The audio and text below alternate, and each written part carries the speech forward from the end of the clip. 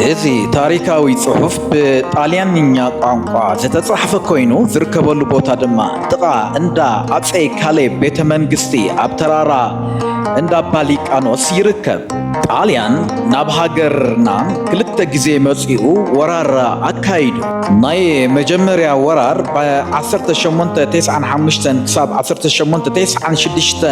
ዓመተ ምህረት ፈረንጅ አቆጣጽራ ኣብ ኩናት ዓድዋ ተሳዒሩ እቲ ካልኣይ ወራር በ1935 ክሳብ 1941 ዓመተ ምህረት ፋሽስት ሞሶሎኒ ካብ 5 ክሳብ 6 ዝኣክል ዓመታት ንሃገርና ወሪሩ ነይሩ ኣብ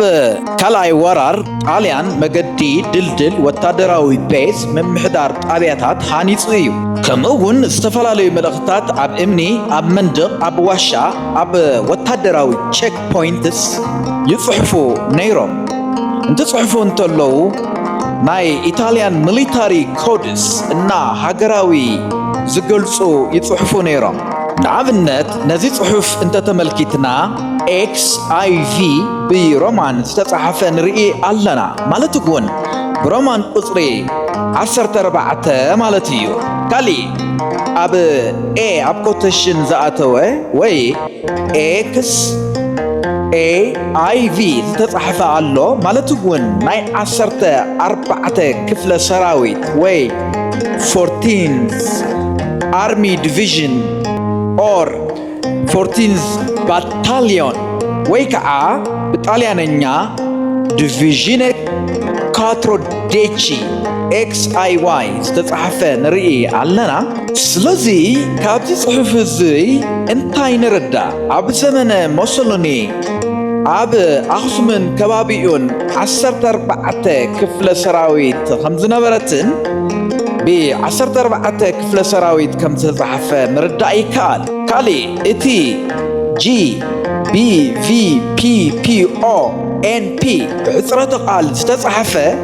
ናይ ወታደራዊ ኮድ እዩ ግሩፖ ትርጉሙ NP ግሩፕ ናይቲ ላዕለዋይ መራሒ ክፍለ ሰራዊት ሹም እዩ ካሊእ 46A ባቴሪያ ዝብል ኣሎ እዚ ናይቲ 14 ክፍለ ሰራዊት ነበረ መካናይዝ መድፈኛ እዩ ከምኡውን እቲ ቬኔሪያ አርተሪኖ ዝብል ድማ ኣብ ዘመነ ሞሶሎኒ ቬኔሪያ ሪሌ ናይ ከተማ ሽም ኮይኑ ኣብ ጥቓ ቶሪኖ ኣብ ሰሜን ጣልያን እትርከብ እያ ነቲ ጽሑፍ ዝጸሓፉ ወታደራት ድማ ካብ ቬኔሪያ ሪሌ